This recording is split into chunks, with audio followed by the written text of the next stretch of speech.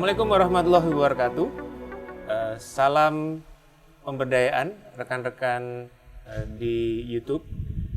Kali ini kita akan berwawancara dengan sosok pemberdaya di Nusa Tenggara Timur yang telah memberdayakan masyarakat, kelompok petani, dan di sini kita juga melihat ada kopi dan sorghum ya. Beras, pengganti padi yang memang menjadi alternatif, tapi di daerahnya memang menjadi makanan utama. Nah, telah hadir bersama kita Mama Loreta atau Maria Loreta yang sudah sekian tahun ya. Sejak tahun berapa, Mama? Secara individu, secara pribadi saya mulai mengenal sorghum itu tahun 2007. April 2007 saya diberi sepiring sorghum yang di atasnya dikasih parutan kelapa. Terjun ke NTT-nya? Kemudian saya mulai keluar dari periuk kebun saya itu, dari rumah saya, itu tahun 2010. Kemudian secara masif berkembang setelah saya diminta oleh Bapak Uskup Frans Kopongku, Uskup Larantuka, untuk membantu lembaga mereka mengembangkan pertanian lahan kering. Baik, dari sejak tahun 2014 itu. 2010 dan 2014 ya. Sampai sekarang berarti sudah 10 tahun. Kurang lebih ya. 10 tahun lebih. Secara masifnya ya. Secara masifnya ya. Dan di tengah ada Pak Rahmat Riyadi, ini juga pemberdaya dari Dompet Duafa Republika, pengurus yayasan, dan kita akan banyak berdiskusi. Nanti Pak Rahmat juga banyak bertanya tentang serba-serbi bagaimana pemberdayaan di Nusa Tenggara Timur ya. Dan yang menarik juga kita akan bertanya tentang bagaimana kanal-kanal budaya ya. Bagaimana strategi-strategi budaya yang ditempuh oleh Mama Loreta tentang menggerakkan masyarakat, mengembalikan kecintaan terhadap sorghum, ya, makanan lokal, dan juga budaya-budaya lain yang saya pikir akan menarik. Silakan Pak Rahmat. Ya, baik.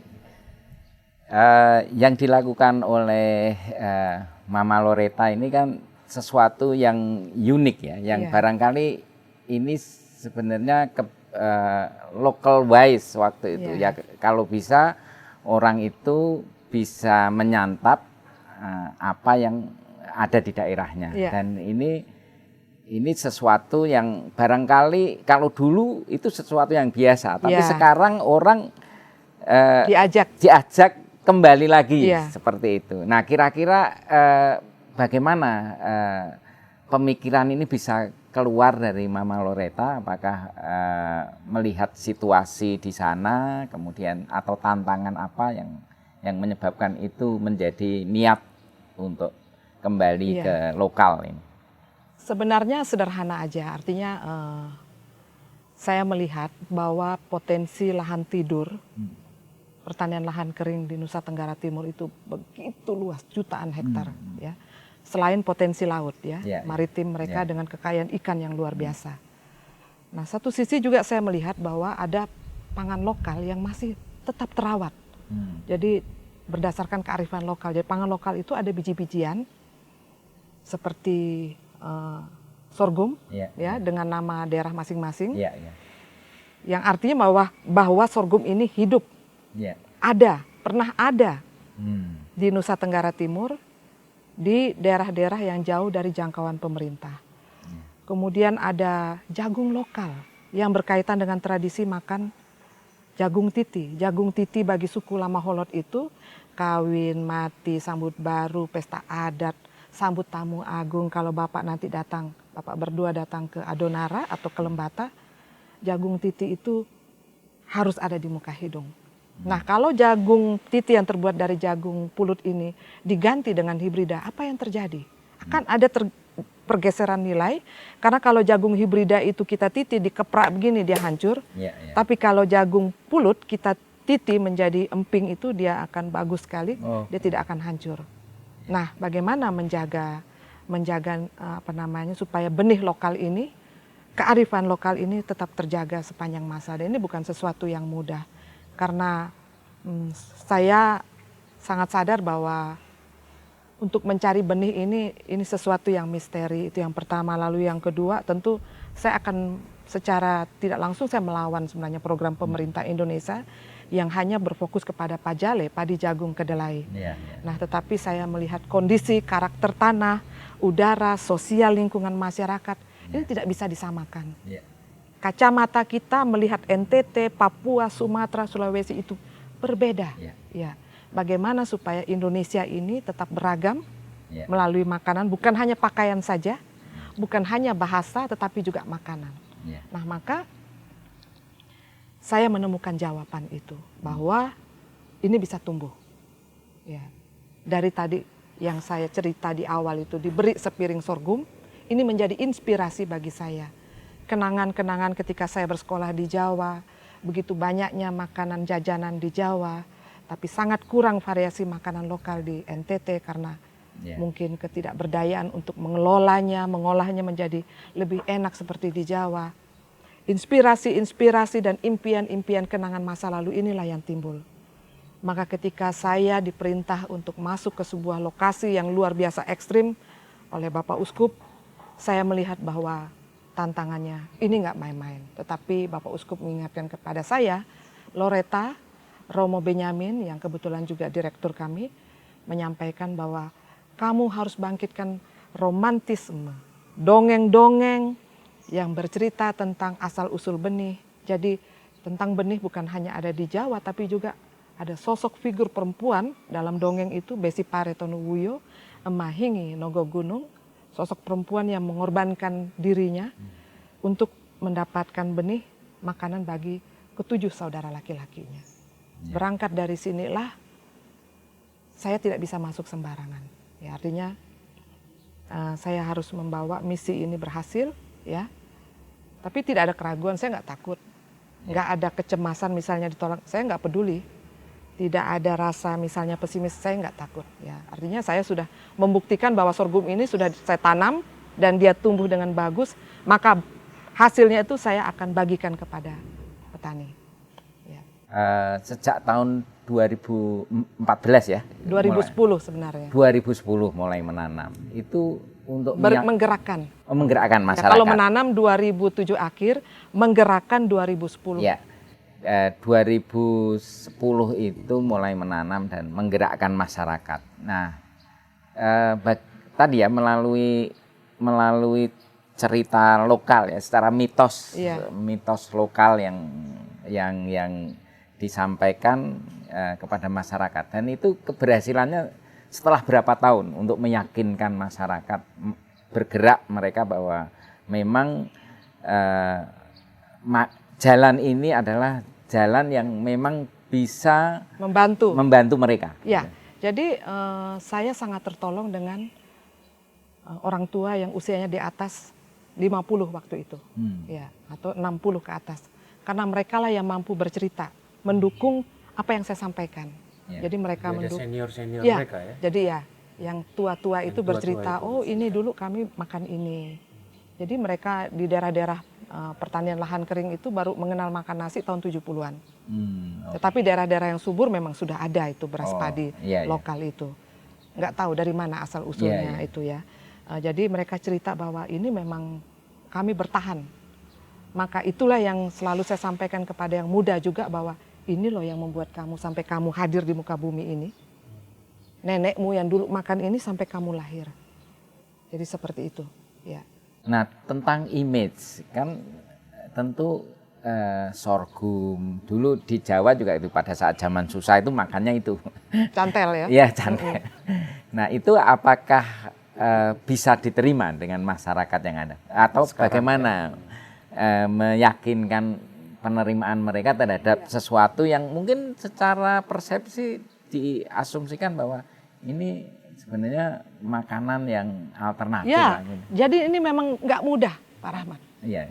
Kami butuh waktu kurang lebih 4 tahun, Mas Pras. Bayangkan. Bahkan ada yang bilang, ini makanan orang miskin. Ini yang muda-muda. Iya. Ini kami tidak makan ini nih. Kalau ada tamu datang, kami Pibon, kami pergi Bon, kami utang di kios beras. Ya. Kami malu makannya. Ini kami beri makan ayam. Oh iya, iya. Kami beri kasih makan ayam. Iya, iya. Ya. Jadi menumbuhkan semangat itu tidak mudah. Iya. Tidak mudah. Setiap saya sosialisasi selalu ada pertanyaan dalam bahasa daerah. Duung Tega, jual di mana? Hege Hope. Siapa yang mau beli? Ya. Siapa yang beli? Dua kalimat ini cukup keras bahasa ini. Kenapa? Karena mereka sudah dimanjakan dengan program-program pemerintah yang memberikan bantuan dulu, ya kan, dukungan uang baru kerja. Tapi ini kan saya datang nggak bawa uang, saya hanya bawa benih, ya. Tapi saya nggak kalah akal, saya nggak kalah gertak. Saya bilang sama mereka, kamu mau dapat benih dari mana? Gaya saya begitu. Kamu mau dapat benih dari mana? Ya. Kamu tanam dulu, makan dulu, kamu rasa. Kamu rasa. Ada perlawanan. Padi jagung saja tidak tumbuh. Apalagi ini benda kecil. Karena mereka lupa. Lebih dari 40 tahun mereka lupa. Iya. It's real. Karena apa? Derasnya program berasnisasi masuk ke Nusa Tenggara Timur tahun 70-an sampai awal tahun 80-an.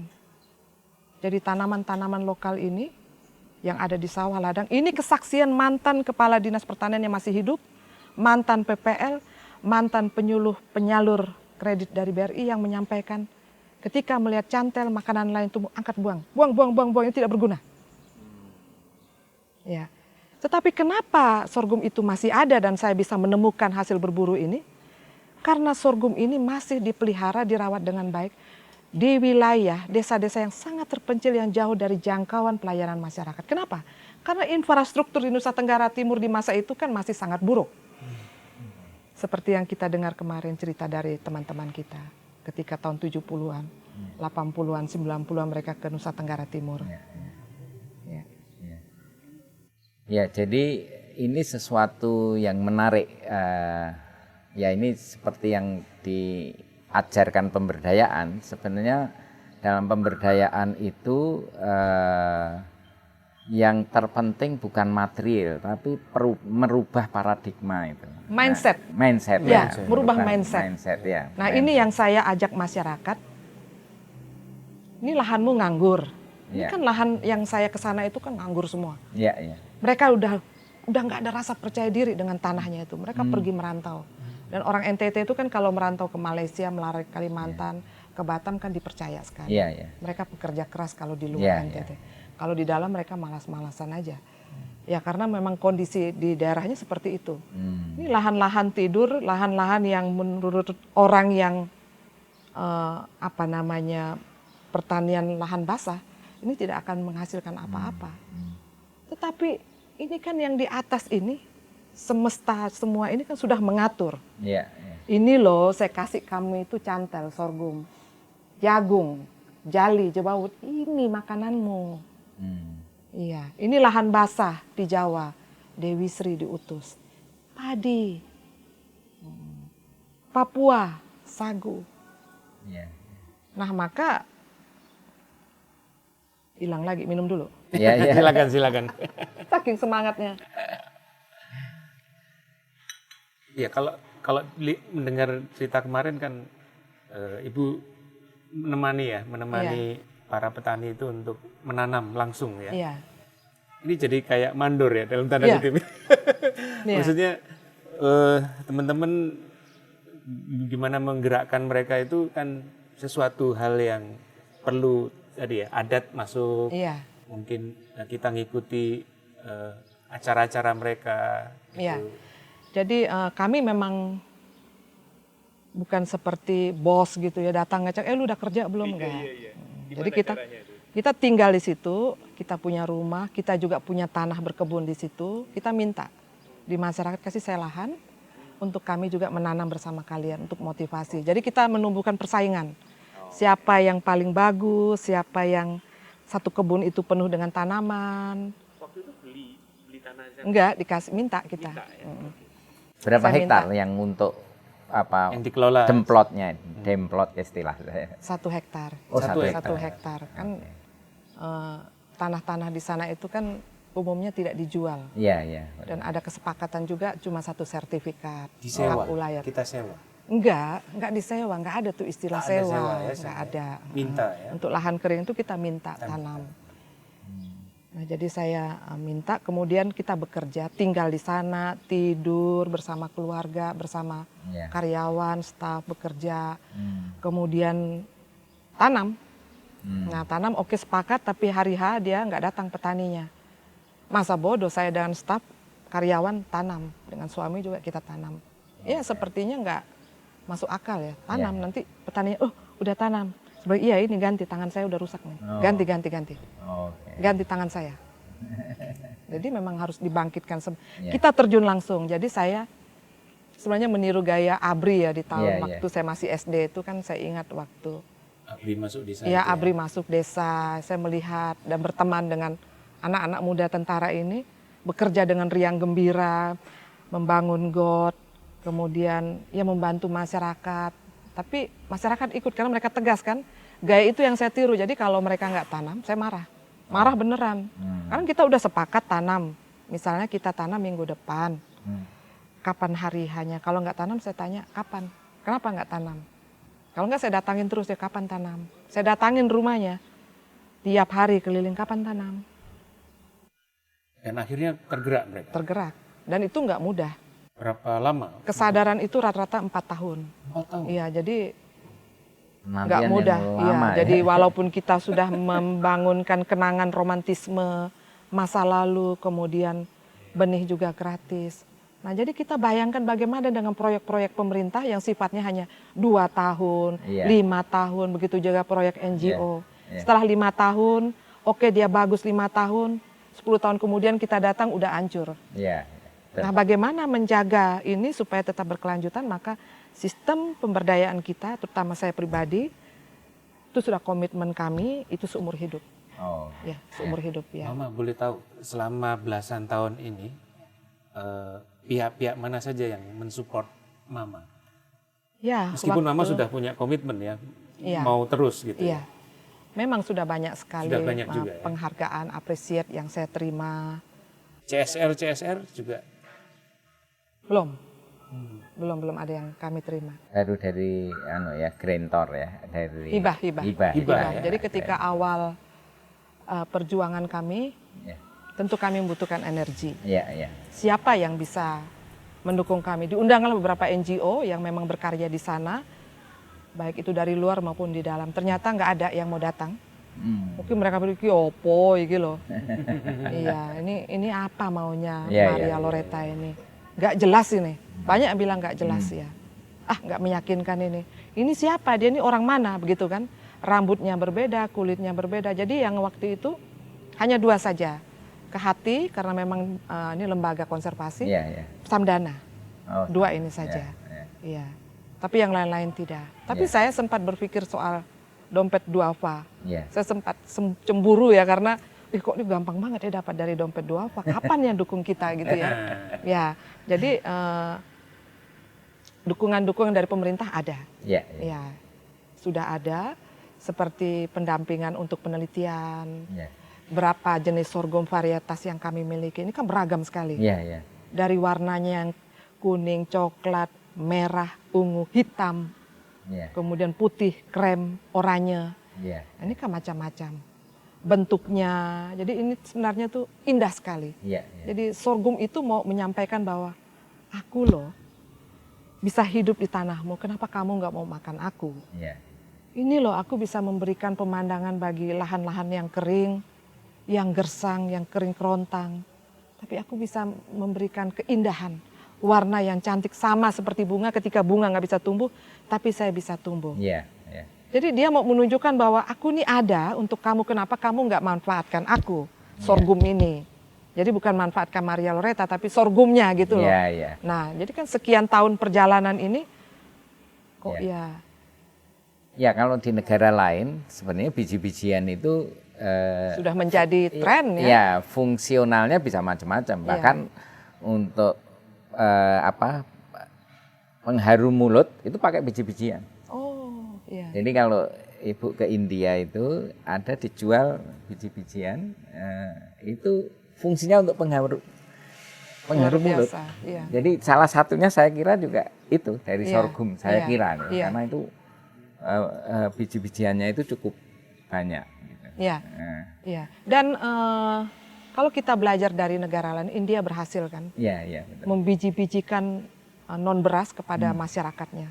Indonesia bisa sekali sebenarnya, asal penguasa ini dia punya niat baik ya. Mereka pasti bilang, Loretta lu tahu apa? Kami ini sudah punya niat baik, sudah bikin macam-macam regulasi ya. Tapi kan tetap semua itu kan dari kepala kan, mulai dari kepala, betul, pimpinan. Niat baik itu untuk kepentingan kelompoknya kah? Atau benar-benar untuk masyarakat di bawah? Ya, kalau kita dibiarkan aja misalnya, NTT ini sampai teman saya seorang profesor dari Universitas Kapas di Pakistan, dia bilang, Loretta, luar biasa sumber daya yang ada di Nusa Tenggara Timur. NTT itu full matahari. Indonesia udah nggak punya kebun kapas loh, Loretta. Kita sangat tergantung dengan Pakistan, China. Apa jadinya kalau mereka tutup keran? Bisa telanjang kita nggak pakai baju. Ya, jadi bukan hanya makanan tapi juga kapas. Tapi NTT sangat cocok untuk ditumbuhi kapas. Selain makanan eksotis sorghum, biji-bijian. Maka kalau kita berbesar hati, pemberdayaan itu tidak hanya melalui pemerintah tapi juga NGO ya. Seperti Dompet Duafa, seperti lembaga-lembaga swadaya lainnya yang punya misi visi untuk pemberdayaan masyarakat. Ya harus ikhlas dong. Ya, ikhlas untuk memberikan kepercayaan kepada lembaga-lembaga ini untuk mengembangkan misi ini agar tercapai membantu pemerintah. Jadi janganlah kita didomplengi kayak sorghum kan. Nah, didomplengi kita. Mengangkat pangan lokal, bilang 100 hektar, sekali dites, dilihat, kita datang langsung yang dipanen cuma 5 hektar. Jadi sekarang sudah ada berapa hektar dan produksinya? Ya, jadi total seluruhnya sudah 269 hektar tersebar. Jadi memang ada turun naik karena memang begini, kita membutuhkan sarana alsintan, alat mesin pertanian. Alsintan itu bukan hand traktor, tapi mesin rontok yang sederhana yang murah harganya 7 juta, 10 juta. Kemudian mesin sosok supaya orang bisa makan beras sorghum dengan mudah, jadi bubur, jadi sereal. Ini kan mudah. Dan saya mengerti kalau pemerintah kita mungkin kesulitan untuk mengadakan itu karena begitu banyak yang harus mereka berdayakan, bantu petani. Tapi saya pikir melalui lembaga-lembaga donasi yang punya perhatian, tolong dukunglah kami ya untuk pemberdayaan alsintan ini di beberapa titik masyarakat. Desa-desa yang memang, ini desa-desa khusus, desa yang memang tidak ada komoditi. Jadi kita tidak pernah melarang orang tanam padi. Jadi ini desa-desa yang memang nggak ada pohon kelapa, nggak ada pohon pisang, nggak ada ubi, mau makan apa? Itu ada berapa desa di sekitar? Yang kondisi itu tuh, banyak sekali, 80% yang kita kembangkan. Di daerah Lembata? Lembata, Flores Timur, Adonara, Solor. Oh, Adonara. Iya. Oke, ada pohon mangga, tapi buahnya kita bisa hitung. Kalau produksinya tadi? Kalau produksinya ya tergantung gini. Bagi mereka yang memang bisnis, mereka akan melihat produksinya. Produksi kecil ngapain? Saya bantu Loretta. Tapi kita harus melihat bagaimana di balik batu itu, tanah yang kering kita anggap ini tidak mampu menumbuhkan makanan, itu bisa menumbuhkan makanan yang nutrisinya jauh di atas padi dan jagung. Bisa menumbuhkan makanan untuk mengatasi lapar, bisa menumbuhkan makanan yang kandungannya untuk mencegah stunting. Mencegah stunting. Apa itu? Sorghum. Maka yang kita tanam ini kan lahan batu bertanah. Kalau batunya besar, ya batunya besar misalnya. Ini lubangnya di sini ya. Batunya sebesar ini kan terpaksa kita harus lompat ini. Tubak lagi kan? Iya, gimana kita mau misalnya produksi ini 1 hektar misalnya minim 1 ton. Tergantung batu, besarnya batu dan kecil-kecil. Karena yang kita ganggu, yang kita berdayakan, yang kita kembangkan, yang kita gerakkan, itu lahan-lahan yang memang bagi orang bisnis, orang yang merasa ahli pertanian, tidak menarik. nggak ada duitnya. Teman-teman saya juga bilang, capek gue ngeliat kerja lu. Tidak ekonomis gitu. Lu tetap miskin. Dia bilang, iya emang, bener. Ya teman-teman kalau datang ke kebun, wah gila lu, bisa lu. Lah iya gimana? Oh idealis lu? Enggak idealis karena saya rasa enak. Makanya saya tetap mencintai sorghum. Iya. Nah itu kelompok itu bisa sustain nggak kira-kira kalau seandainya, kan sekarang ini mungkin masih disupport oleh Bu Mama Loretta. Iya. Ya. Kalau seandainya mereka kalau istilahnya ada, tadi kan untung komitmen Mama Loretta adalah seumur hidup. Iya. Kalau misalnya ada exit program gitu. Iya, exit program, closing ya. Ya, closing itu kira-kira dia akan bisa sustain nggak gitu? Kalau tidak semua, oh, ya. tidak semua desa, ya. tetapi ada desa yang kami pura-pura meninggalkan. Masih menanam dan bahkan lebih berkembang. Ya. Karena mau makan apa? Nggak ada ubi, Ya. nggak ada kacang-kacangan, nggak ada pisang, nggak ada kelapa, mau makan apa? Ya. Nggak, maksud kita sustain itu tidak Dia harus berkelanjutan juga, ya. tidak harus juga dijual. Ada yang membeli nggak? Ya. Asal mereka mau mengkonsumsi, kemudian nanti ditambah juga dengan produk yang lebih menarik. Ya. Digali Soal dari konsumsi benar, ada penelitian, lu tanam kok mereka belum makan. Saya bilang nggak mungkin dong, mereka nggak makan, nggak masuk akal. Ya. Mereka makan, tetap makan. Tapi ini kan 1 ton. Mereka masih punya ikan yang berlimpah. Ya. Belum lagi raskin. Rastra kan rutin nih. Ya. Drop. Belum lagi jagung nih. Kan mereka juga tanam jagung. Ya. Jagung memang tergantung El Nino, La Nina, Ya, iklim. Ya kasih pakan dong. Pakan. Mereka ada babi, ayam, Ya. kambing, Protein. sapi. Lengkap. Ya. Lengkap. Di Flores Timur itu, kampung sorghum kami itu terkenal dengan sapinya yang setiap hari idul kurban, itu dibeli sapinya. Dan sapi di sana gemuk-gemuk. Ya. Kambingnya gemuk-gemuk, babinya juga gemuk-gemuk. Makan apa? Sorghum. Sorghum kering juga dimakan. Campur air laut, ikan, dedak sorghum, limbah. Jadi dari akar, batang, daun, hingga biji bermanfaat. Nah, sustain yang lain adalah dukungan alat.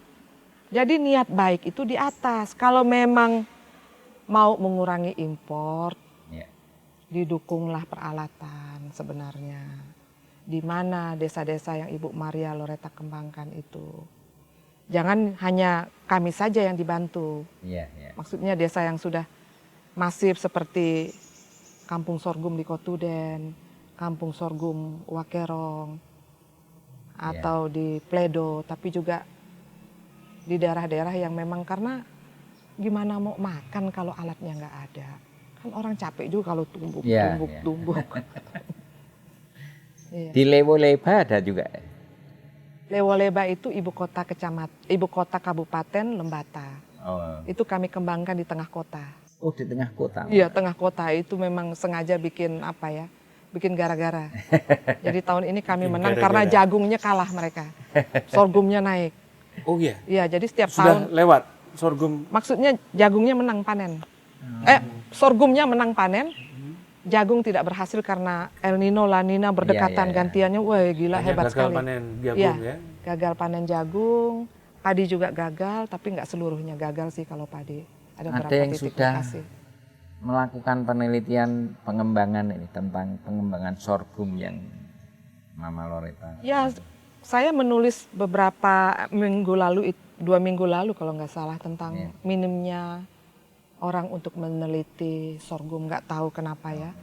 Saya tuh ibaratnya udah kampanye koar-koar juga di media bahwa apakah memang informasi tentang sorghum itu sangat minim, sehingga mahasiswa yang untuk KKN, PKL ke sana magang tuh nggak ada yang dari Jawa. Tapi saya mengerti karena ongkosnya mahal. Tapi kenapa kami yang bisa dari NTT bisa magang ke Jawa kan? Iya. Ini kan pertanyaan juga. Padahal kan nyaman kan kalau kita di sana mereka bisa berenang sepuas-puasnya. Iya. Kalau dia magang di tempat kami bisa minum air kelapa setiap hari. Iya. Bisa makan ikan segar, Iya. makan nasi sorghum, ya kan? bantu kami, pulang juga dapat bonus ya kan. Iya. Nah, jadi kita membutuhkan peneliti yang bukan hanya meneliti karakter tanaman saja, tetapi pengetahuan apa. Jadi semacam dokumentasi pengetahuan, seperti misalnya di Desa Pocokoe, Kecamatan Lembor, Kabupaten Manggarai Barat, ibu kotanya kan Labuan Bajo. Iya. Ya. Nah, itu teman petani kami menyampaikan lahan sawah mereka yang sakit, yang sudah tidak mampu ditumbuhi oleh padi, lebih dari 4 tahun. Itu subur kembali setelah ditanami sorghum. Oh. Nah, ini kan misteri. Menarik sebenarnya. Iya, sorghum. Lalu mereka tanam padi lagi. Loh, kok lu tanam padi lagi? Kan sorghum. Udah subur. Aduh. Saya bilang, wah gawat juga ini. Waduh. Tapi ya udah nggak apa-apa, yang penting tanam ya, sebelah pinggir-pinggirnya jangan kehilangan benih. Ya, jadi itu. Kemudian kemampuan ratun jelas. Artinya ketika El Nino menghantam, kalau kekeringan bunga padi, bunga jagung terancam gagal, begitu juga bukan hanya gagal tanam tapi gagal panen, maka sorghum itu ketika hujan berlimpah dia memang hitam bijinya. Tapi kalau kita masukkan mesin, dikupas kulit dalamnya tetap putih. Dan ketika kita pangkas, dia naik lagi. Tunas baru lagi. Iya, iya. Dia tumbuh lagi, berbulir lagi. Ini kan misteri. Yeah. Artinya, aku ini loh sorghum ini, tanam di muka hidungmu. Aku mau tumbuh kasih makan kamu. Kamu ini kan sudah dihina habis-habisan. Dibilang juara stunting lah NTT ini, dibilang SDM rendah lah. Aneh sekali, padahal kan orang Flores tahun 70-an sudah jadi menteri. Direktur keuangan. Iya, Pak Franseda ya. Ya, orang-orang yang hebat, sudah jadi orang hebat. Penulis-penulis yang hebat. Iya. Kalau dengan budaya anak sekarang, Mama, yang kemarin juga cerita sekarang sudah pakai gadget semua.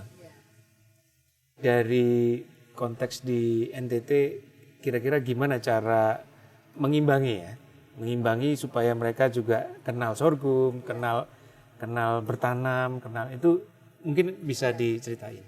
Ya, jadi di era digitalisasi ini memang ini sangat deras ya, mau tidak mau masuk sampai ke desa-desa. Ya. Desa juga. Oh iya, sampai ke desa pegang gadget semua. Iya, ya. Tetapi desa-desa yang jauh dari jangkauan tower, Telkomsel kita di sana, itu justru berhasil, tingkat Masih keberhasilannya aman, ya? tinggi, masih aman.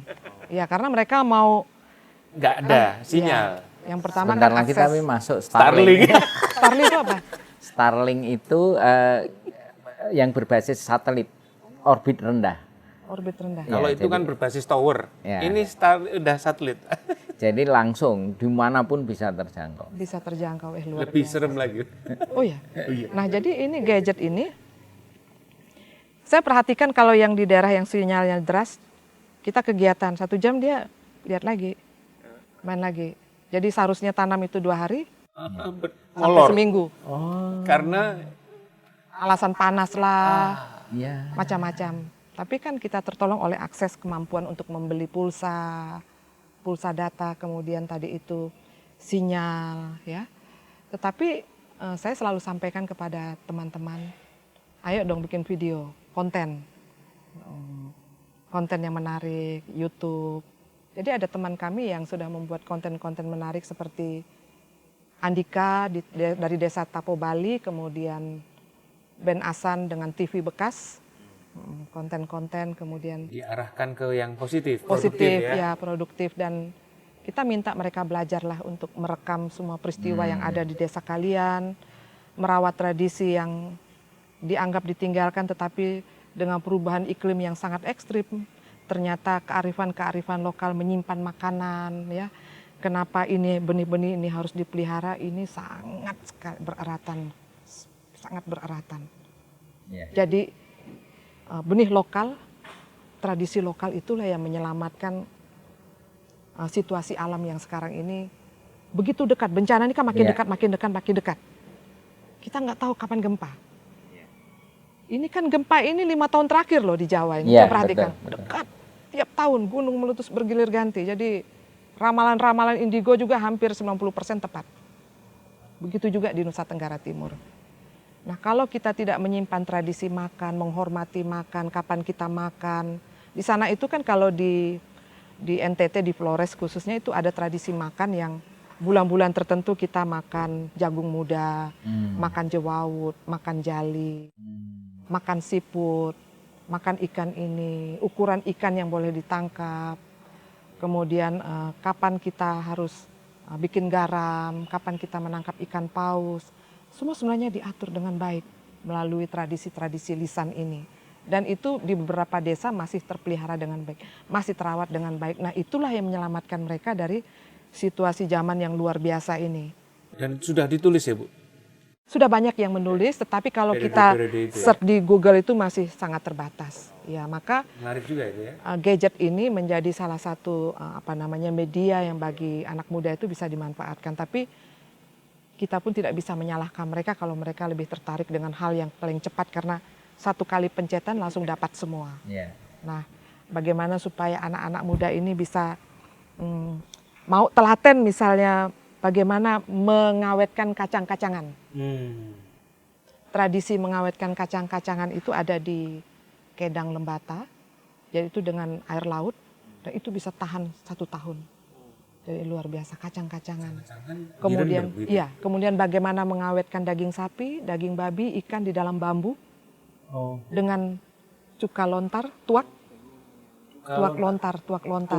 Iya, jadi dimakan saat-saat gelombang tidak ada ikan, maka dimakanlah fermentasi itu, ikan itu, daging itu, atau kacang-kacangan. Jadi dari buah lontar itu difermentasi berapa hari? Jadi kan tuak ini. Iya, tuak. Ya. Tuak ini kan kalau didiamkan dia akan menjadi asam. Iya. Kalau difermentasi, disuling menjadi arak. Ya, arak. Yang kita pakai itu tuak yang dimasamkan beberapa hari. Ya. Dia menjadi cuka, menjadi asam. Asam asetat. Ya. Nah, itu kalau sudah dia murni asam, itu enak sekali. Jadi kita untuk mengawetkan siput, kerang, yang besar-besar itu, yang kecil juga besar, di dalam botol kaca atau di dalam jerigen tebal atau di dalam bambu dengan nama masing-masing ya. Jadi kearifan-kearifan lokal ini yang kita dorong supaya masyarakat kembali. Tapi bukan hebat-hebatnya kami, enggak. Kami kan melihat ada beberapa warga yang masih melakukan itu dan ternyata ini bisa diadopsi. Iya.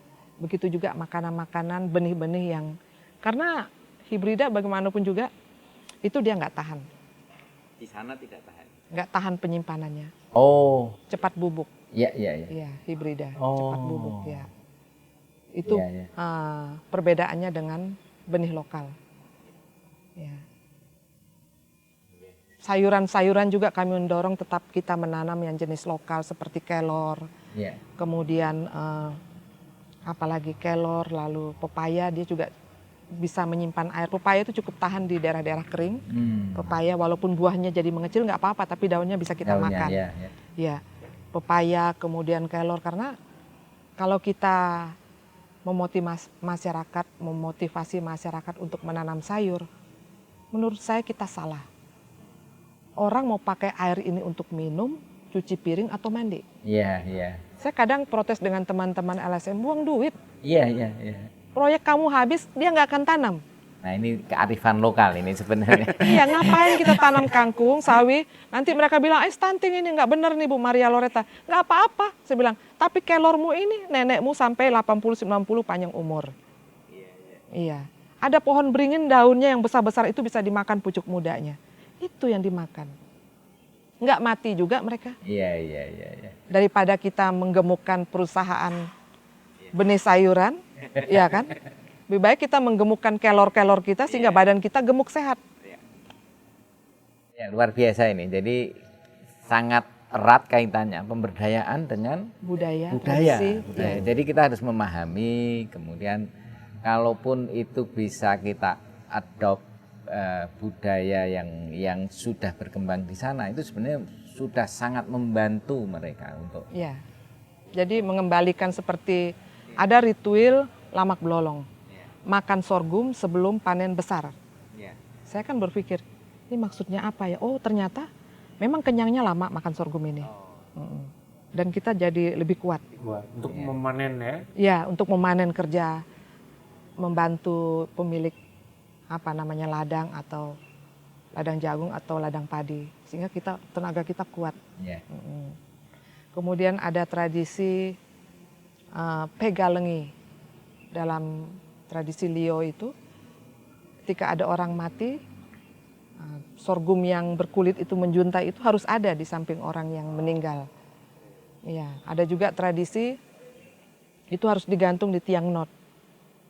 Jadi ini yang kita bangkitkan semangat itu, kepercayaan-kepercayaannya. Memang kalau dari sisi agama mungkin bertentangan, tetapi sebenarnya adat inilah yang mempersatukan perbedaan-perbedaan. Sehingga kalau di Flores itu saya lihat baik yang Muslim, Katolik itu duduk bersama dalam memecahkan segala macam persoalan yang terjadi di kampung mereka. Terakhir Mama, mungkin apa yang bisa dilakukan untuk bisa memasarkan sorghum ini? Rencananya mau di NTT saja kah? Karena memang sudah makanan sehari-hari atau punya akar historisnya, atau mau mengembangkan ke yang lain? Memang ada pertanyaan juga dari teman-teman saya, Loreta, lu jadiin apa tuh sorghum lu? Bikin mie dong. Saya bilang, lu dong yang bikin. Kamu dong yang bikin, kan kamu punya alatnya. Coba bahannya dong bikin. Ya bahannya dari saya, masa saya lagi yang buat. Tapi yang mau nggak mau kami 10 in 1. Jadi melakukan semua mulai dari hulu sampai hilir, terpaksa membuat roti, uji coba, terpaksa membuat mie, terpaksa membuat kue kering yang keras watos koyo watu gitu. Akhirnya ini harus dimix. Uji coba Memang sebenarnya aduh setan Allah sebetulnya ini mereka ini perintah saya ini harus bikin begini. Detail is the devil ya. Ya, jadi menurut saya ini peluang pasar di lokal itu laris. Artinya masyarakat di NTT cukup laris terutama di daerah-daerah yang sudah mengembangkan, tanda kutip mengembangkan sorghum. Kemudian yang kedua, program-program pemerintah daerah yang mewajibkan makan sorghum seperti di kabupaten kami dan Lembata, Flores Timur dan Lembata. Itu di posyandu wajib hukumnya membeli sorghum. Wajib. Ya, itu wajib. Kemudian sekilo berapa kalau di sana? Sekilo sebenarnya 15 sampai 20 harganya per kilogram, ya. Dia nggak terlalu jauh dari beras padi harganya. Sabar dulu, masih lanjut ini. Iya. Menarik. Jadi peluang pasar lokalnya tinggi sekali. Nah, nanti kalau memang ada yang berniat untuk menjual di luar, ya biarlah mereka yang entrepreneur wirausaha yang mau mengembangkan sorghum menjadi popgum. Popgum? Ya, popgum. Itu ada jenisnya. Apa itu? Jenis sorghumnya, kayak popcorn ya. Popcorn? Iya, ada yang mau bikin jadi brownies sorghum, silahkan. Popcorn dari sorghum? Iya, atau popgum brownies namanya. sorghum. Iya, kan orang Jawa kan kreatif toh. Iya. Jadi kami yang di hulu ini yang sudah mengembangkan, ya janganlah dibebankan ke kami lagi. Harus capek kolaborasi juga. Ya. Iya, waduh, capek juga kita ya. Bukan capek dalam arti apa, kok jadinya kok kayak jago-jago gitu loh, padahal ya nggak jago. Ya baik, terima kasih nih atas informasinya, dan mudah-mudahan nanti ada hotline yang bisa menghubungkan kita dalam kegiatan pemberdayaan ini, khususnya ya terkait dengan bagaimana customize terhadap local wise, karena ini sesuatu yang barangkali kalau dihitung secara bisnis pasti tidak masuk, tapi kalau dihitung sebagai bahwa kita ini harus menjalani hidup, nah itu sesuatu yang menarik. karena kan mau tidak mau kita ini harus kita jalani gitu. Sebagai seorang pemberdaya ya kita melihat bagaimana mengatasi hidup ini dengan bahagia. Ya, tapi saya mau tambahkan sedikit. Saya membayangkan 10 tahun kemudian dengan perubahan iklim yang sangat ekstrim. Oh ya, pasti. Tahun 2021 motor kapal kayu pengangkut beras dari Sulawesi Selatan itu tertahan tidak masuk ke Lembata dan Flores Timur. Beras sangat langka. Untung kami daerah penghasil pisang, ada sorghum, ada kacang-kacangan sedikit, ada umbi-umbian. Apa jadinya kalau kita nggak tanam ini? Lalu yang kemarin ketika harga beras naik, di kampung-kampung itu tembus 18 sampai 20 ribu per kilogram. Uang dari mana? Mereka membeli sorghum. Akhirnya mereka makan sorghum. Sorghum menolong mereka. Jadi ini kita nggak main-main ini. Ya. Jadi justru ini yang saya maksud tadi. Bagaimana kita menjalani hidup. Ya memang kadang-kadang pada saat ada krisis seperti itu, kita tidak tahu siapa yang akan bisa membantu itu. Betul. Dan itu memang ya siapa yang Maha Kuasa sudah menciptakan desain semua itu untuk bisa mengatasi semua persoalan-persoalan yang ada di ini sesuatu yang menarik menurut saya, makanya kemarin kita undang Mama Loretta datang untuk menjelaskan best practice seperti yang sekarang diceritakan kembali ini untuk supaya ya kita semua memahami bahwa budaya itu tidak hanya berkesenian tapi juga tentang kehidupan kita secara keseluruhan. Ini sangat tergantung ataupun sangat relate dengan budaya ini dan ini sudah dilakukan dengan baik oleh Mama Loretta. Mudah-mudahan ya kita bisa kembangkan sesuatu yang local wise ini custom untuk daerah-daerah lain juga. Ya, terima kasih. Terima kasih Dompet Duafa, Mas Pras, terima kasih. Baik, terima kasih. Hari ini kita sudah melakukan podcast dan ditemani oleh Mama Sorghum, Pak Rahmat Riyadi, dan saya Prasetyo Ibowo dari IMZ. Kita berterima kasih juga sudah melakukan wawancara di ruangan yang sangat hijau. Ini di Wisma Hijau, Bina Trubus Swadaya. Selamat sore. Wassalamualaikum warahmatullahi wabarakatuh. Waalaikumsalam.